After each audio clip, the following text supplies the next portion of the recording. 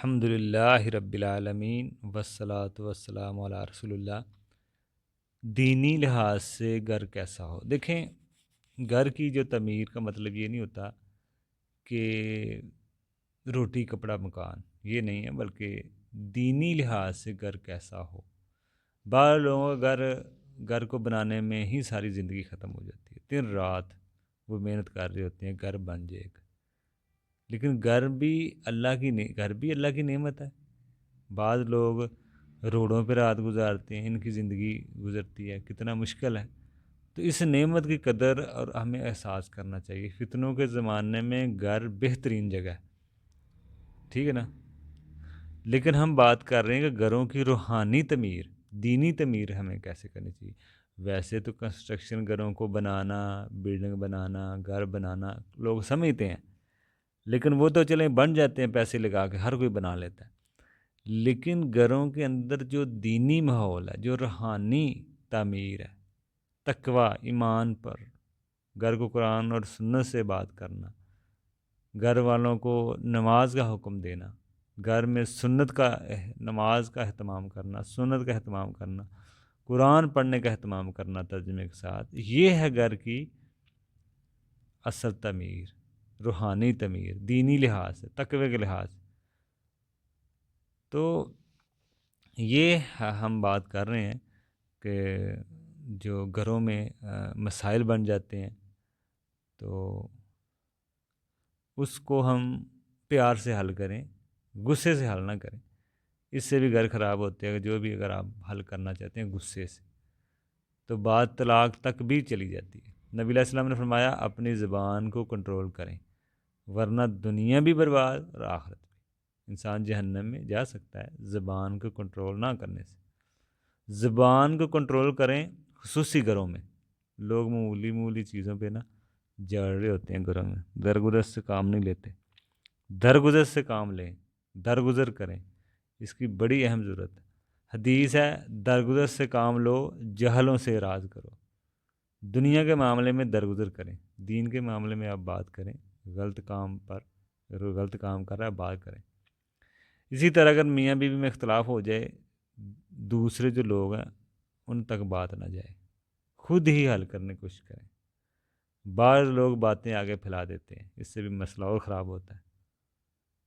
تو خود ہی حل کرنے کی کوشش کریں، ورنہ بات پھیل جائے، حل کرنا پھر مشکل ہو جاتا ہے۔ جو باتیں پھیل جاتی ہیں نا، ان کو اگر حل کرنا بھی چاہیں نا، بڑا مشکل ہوتا ہے۔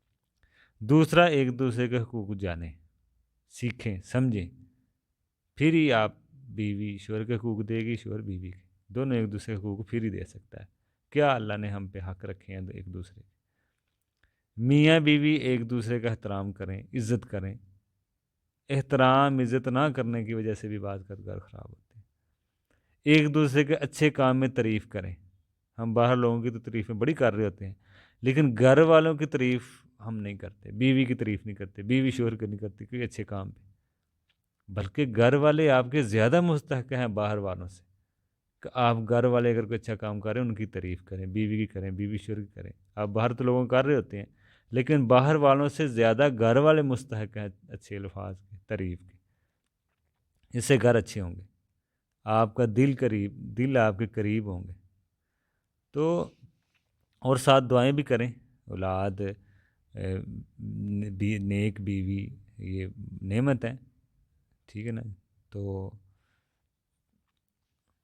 اور یہ راحت نعمت کب ہے؟ جب یہ سکون ان سے ملتا ہے، راحت ملتی ہے، پھر یہ نعمت ہے، وگرنہ یہ تو عذاب ہی بن سکتے ہیں آپ کی دنیا میں۔ اللہ تعالیٰ فرماتا ہے ہمارے اہل میں سے بعض تمہارے دشمن ہیں۔ اللہ تعالیٰ فرماتا ہے تمہارے اہل میں سے بعض تمہارے دشمن بھی ہیں، ٹھیک ہے نا؟ تو بیوی بچے دشمن بھی بن سکتے ہیں، دنیا میں بعض اوقات بن جاتے ہیں، دنیا میں بھی تو آخرت میں بھی بن سکتے ہیں اگر آپ دین سے دور ہو کے چل رہے ہیں۔ اصل گھر کی بربادی یہ جی جو ہے نا، وہ افراد کا اخلاق، اصل جو گھر کی بربادی ہے یہ نہیں کہ افراد کا اخلاق اور دین برباد ہو جائے، یہ اصل گھر کی بربادی ہے۔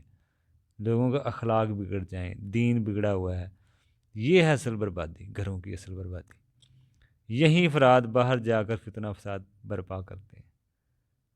جو گھروں میں فتنہ کر رہے ہیں، گھروں میں جو بربادی بن رہے ہیں افراد اخلاق نہ ہونے کی وجہ سے، تو پھر یہ باہر بھی فتنہ پیدا کریں گے، باہر کا ماحول بھی خراب ہوگا۔ گھروں کی بربادی کے سبب اللہ کے احکام کو نظر انداز کرنا، اللہ کی نافرمانی کرنا، گھروں پر شیطان کا پھر حملہ اس سے ہو جاتا ہے، پھر بدگمانیاں پیدا ہوتی ہیں، شیطان محبت ختم کر دیتا ہے، بعض کا اولاد کو ماں باپ کے خلاف برکایا جاتا ہے، اس سے بھی اختلاف پیدا ہوتے ہیں۔ گھروں میں آپ فلمی ڈرامے دیکھتے ہیں، اس سے بھی گھر کا ماحول خراب ہوتا ہے۔ دوسری بڑی اہم چیز جس سے گھر خراب ہوتے ہیں، ٹیلی فون پر اگر میں کوئی بات فوراً دوسرے کے گھر چلی جاتی ہے، ایک گھر کی بات دوسرے کے گھر میں، اس سے بھی گھروں میں لڑائی جھگڑے شروع ہو جاتے ہیں۔ اپنے گھر کی بات اپنے تک رکھیں، موبائل کا استعمال صحیح طریقے سے کریں۔